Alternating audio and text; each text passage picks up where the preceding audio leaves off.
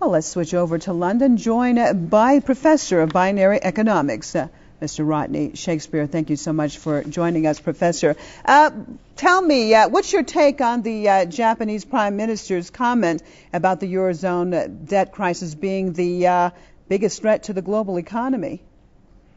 The Japanese Prime Minister is right in as much that Europe is in a serious condition.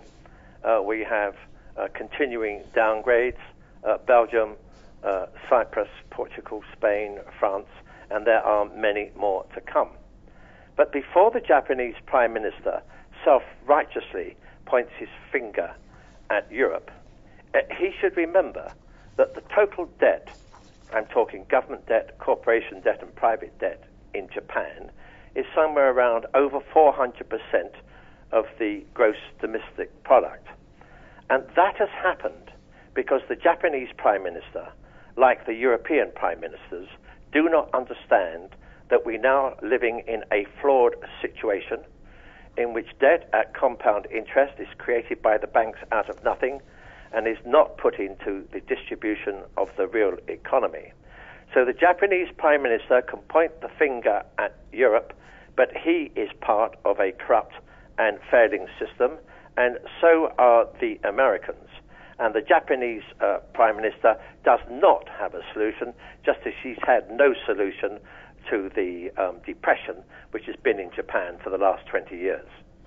Are you surprised that Mr. Noda, he talked about the eurozone debt crisis being the biggest threat right now, but didn't mention about the United States itself that got all of this rolling? Why do you think that that's the case, Professor Shakespeare? Well, they're all finger-pointing, and when it comes to smug self-righteousness, the Americans, of course, are the worst of all. The fact of the matter is, the real heart of the concepts and the practices is certainly the Wall Street and the United States.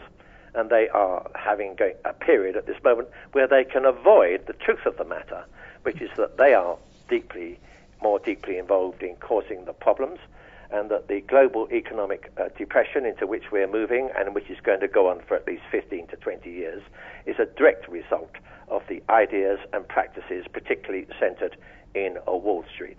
So I'll let the Japanese Prime Minister off the hook to the extent that there is something worse than Europe behind this, and that is the attitudes and practices of the USA.